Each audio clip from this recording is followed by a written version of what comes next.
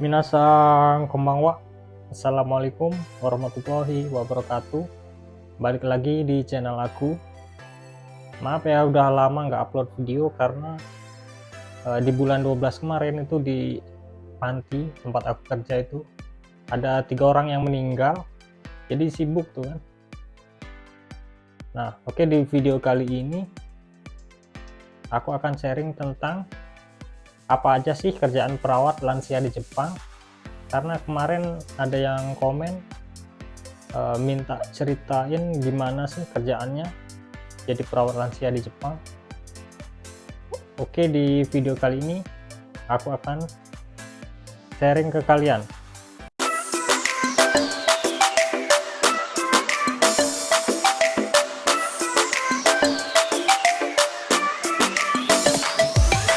Nah, ini job desk aku. Ada shift 1 sama shift 2. Tapi di video kali ini aku akan ngejelasin tentang shift 1 aja ya.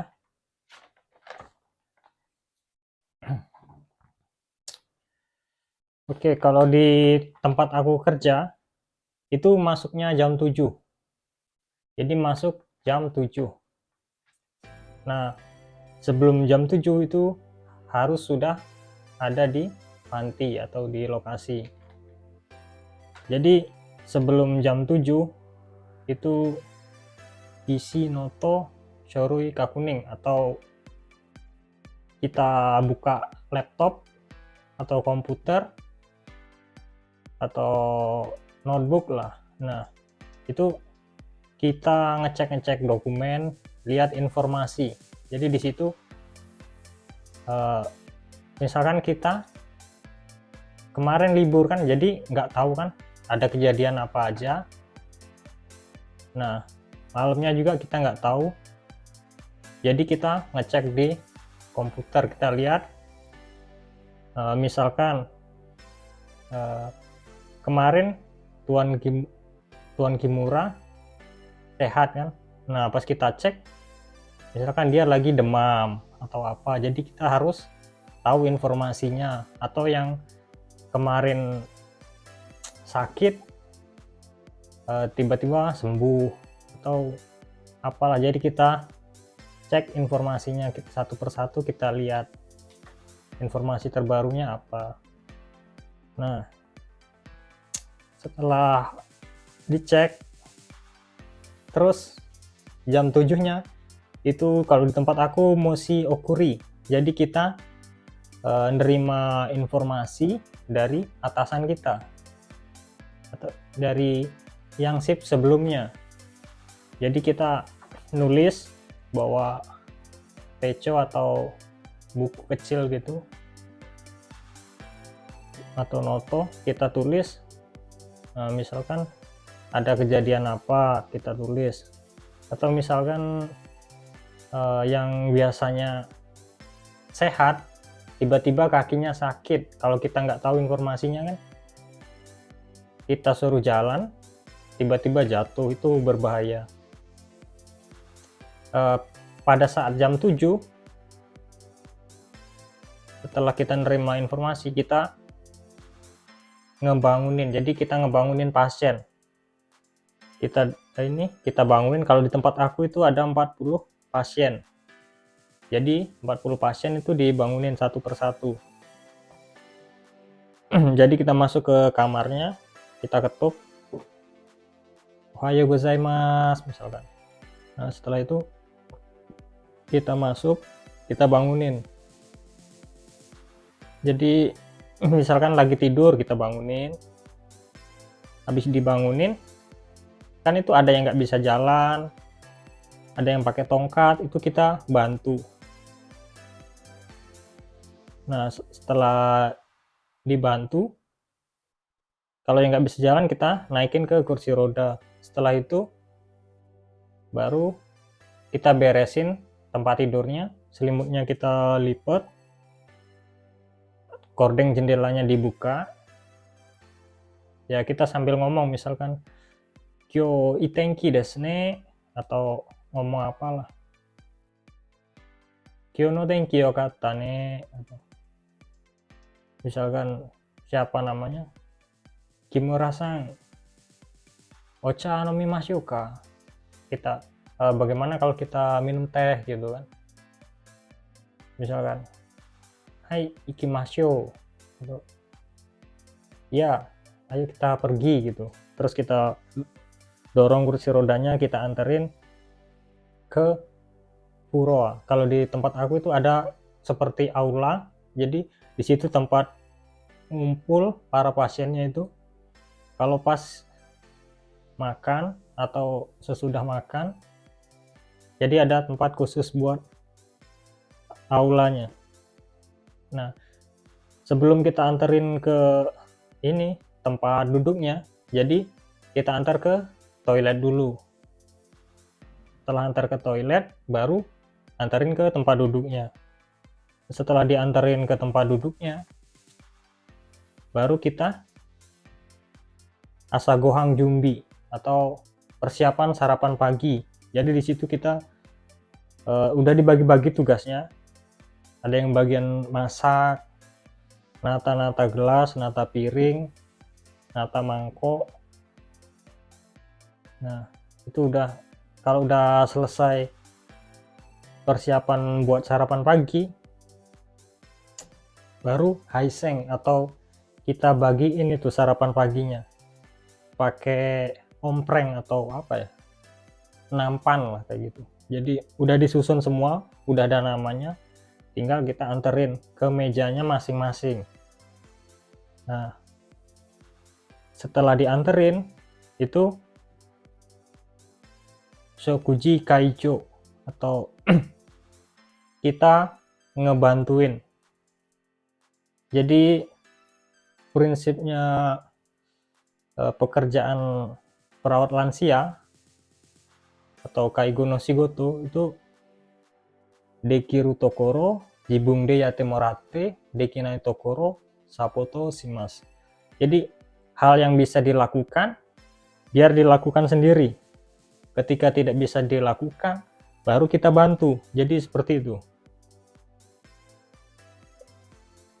Misalkan ada yang tangannya nggak bisa gerak, nah itu kita bantu, kita suapin. Kalau yang bisa gerak, ya kita suruh makan sendiri. Walaupun kadang ada yang manja gitu, tolong suapin atau apa, ya kita harus jawab. Karena Anda bisa gerak misalkan, coba usahakan makan sendiri. Kalau enggak nanti tangannya lama-lama nggak bisa gerak atau apalah. Oke.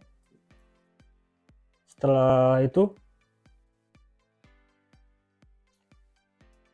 jadi pada saat sarapan pagi itu ada ini ya, kita ngasih obat.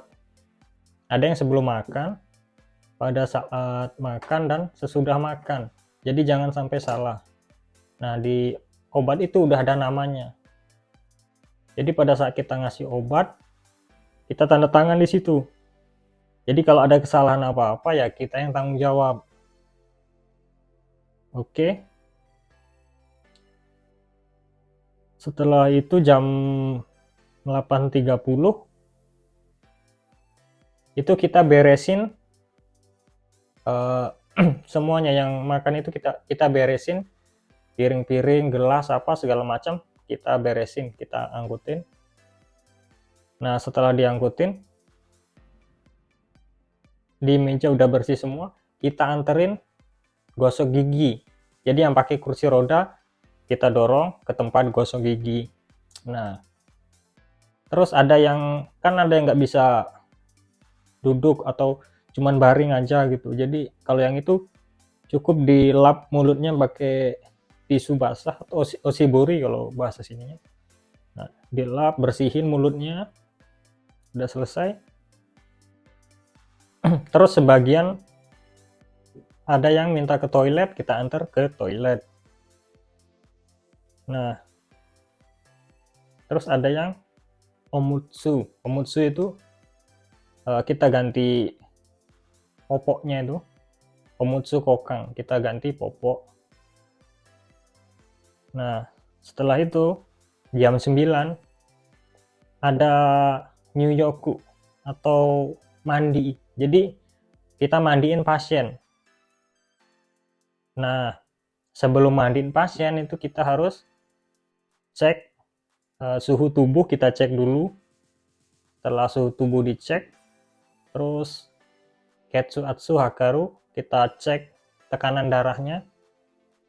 Kalau misalkan tekanan darahnya tinggi atau rendah itu nggak boleh mandi. Jadi supaya bisa mandi, tekanan darahnya tinggi, kita turunin. Jadi kita bawa ke kamar pasiennya, kita tidurin. Nah, karena tekanan darahnya tinggi, itu posisinya kepalanya harus di atas, kakinya agak turun, jadi hampir kayak orang duduk kalau yang tekanan darah tinggi. Nah, kalau yang untuk tekanan darah rendah, nah itu posisi tidurinnya kakinya agak dinaikin, kepalanya agak turun, supaya darahnya agak naik. Oke. Jadi itu jam 9 ada yang bagian ngecek suhu tubuh sama ngecek tekanan darah, dan ada yang mandiin. Oke. Terus jam 10 ada oyatsu atau suibung. Jadi jam 10 itu ada waktunya ngeteh untuk pasien itu. Jadi tiap hari ganti-ganti ya, nggak teh aja, kadang teh, kopi, atau kopi susu, apalah. Jadi ada setiap jam 10. Jadi sebelum jam 10 itu kita udah nyiapin masak air panas, nyeduh kopi atau teh, apalah. Nah, setelah itu kita bagi-bagiin. Nah, udah dibagi-bagiin, terus ya sama kayak pekerjaan yang sebelumnya. Jadi kalau orangnya yang tangannya nggak bisa gerak, ya kita bantu minumin pakai gelas atau pakai sendok, kita bantuin. Nah, setelah kita bantuin, udah selesai tuh, kita beresin lagi gelas-gelasnya, terus kita cuci. Nah, kita cuci. Habis dicuci, terus jam 10.30 atau jam 11 itu yasumi, istirahat. Jadi ya tergantung jamnya ya, kalau tempat aku. Kalau masuk jam 7, kadang istirahat jam 11 atau jam 12 gitu, tergantung situasinya sama keadaannya lah, lagi sibuk apa lagi senggang. Kalau senggang pasti disuruh istirahat, kalau lagi sibuk ya bisa mundur jam 12 kayak gitu. Oke, setelah itu, nah jadi sebelum jam 12 itu sibuk banget. Jadi persiapan buat makan siang, kita naruh ini peralatan makan kayak sumpit, sendok, gelas, mangkok, piring, itu kita taruh, kita susun di ompreng, itu kita susun. Nah, itu biasanya ada sendok pribadi atau sumpit pribadi, itu kita harus hafal. Ini punya siapa, harus disusun, jangan sampai salah. Kayak mangkok juga ada pemberian dari keluarganya, itu kita harus ingat. Kadang ada yang dicatat juga di gelasnya atau di mangkoknya. Setelah persiapan makan siang selesai, jadi pada saat persiapan makan siang itu kita masak nasi, bubur, terus miso siru, kita bikin ocha, bikin teh, macem-macem lah. Nah, setelah semuanya udah selesai, udah siap, baru kita susun semua. Udah disusun. Pada saat jam 12 baru haiseng, kita bagiin lagi itu makan siangnya, kita bagiin.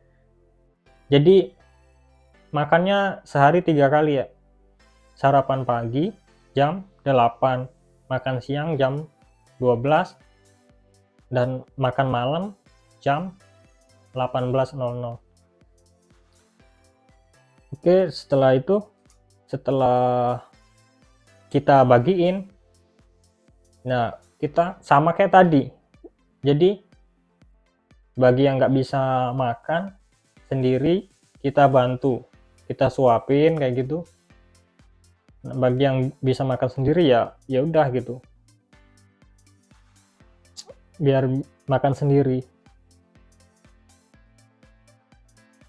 Oke, setelah selesai makan siang jam 12.30 itu kita beresin lagi bekas makannya. Kita beresin bekas makannya, piring-piringnya apa kita angkutin semua, gelasnya, mangkoknya. Setelah selesai kita anterin gosok gigi. Nah, setelah selesai gosok gigi itu ada yang diantarin ke kamar, tidurin, jadi disuruh tidur gitu. Kalau yang biasa nonton TV ya nonton TV, atau ngapain bebas jadinya. Kalau yang nggak kuat duduk ya diantarin ke kamar, ditidurin. Nah, setelah selesai itu haisetsu. Haisetsu itu kita ganti popok. Jadi dibagi tugasnya, ada yang ganti popok, ada yang nyuci piring, nyuci gelas, gelas makan siang tadi, piring gelas makan siang. Jadi ada yang nyuci piring, nyuci gelas dan lainnya, peralatan makan, dan ada yang ganti popok. Nah, kalau yang nyuci peralatan selesai, itu nanti masak nasi buat persiapan makan malamnya. Nah, kalau yang ganti popok udah selesai, muter dari kamar ke kamar. Nah, itu kiroku sambil mimamori. Jadi kiroku itu dicatat. Jadi di pekerjaan perawat, kegiatan apa yang kita lakukan atau pekerjaan apa yang kita lakuin itu harus dicatat. Kayak misalkan kita nyuapin pasien kan, itu nasinya habis, itu berarti dicatat. Misalkan saudara Kobayashi nasinya habis, berarti 10 kayak gitu. Saudara Kobayashi lauknya sisa sedikit, 8. Misalkan miso sirupnya cuman diminum setengah, berarti 5 gitu. Harus dicatat. Itu kiroku. Jadi setiap pekerjaan harus dicatat. Kayak ke toilet juga, misalkan keluar urinnya di popok itu dicatat, keluar urinnya di toilet dicatat. Terus misalkan BAB gitu, BAB-nya di popok atau di toilet itu dicatat. Terus BAB-nya keras atau BAB-nya bentuknya kayak gimana, atau mencret apa, itu harus dicatat juga. Semua pekerjaan dicatat. Oke, itu penting ya kiroku itu. Nah, setelah selesai semua, jam 2 itu oyatsu jumbi. Oyatsu jumbi berarti kita nyiapin makanan ringan. Makanan ringan misalkan cake atau sembe, kerupuk apa gitulah, sama teh. Jadi jam 2 nyiapin. Nah, terus jam 2.30 itu kita bangunin yang setelah makan siang kita tidurin, beberapa pasien itu. Nah, kita bangunin lagi. kita bangunin, kita bawa, kita antar ke aula lagi. Nah setelah diantar, pas jam 3-nya itu Oyatsu Kaijo, jadi kita bantu makan cemilan, itu makan Oyatsu, kita bantu. Kalau yang nggak bisa makan sendiri kita bantu, kalau yang bisa makan enggak. Nah setelah itu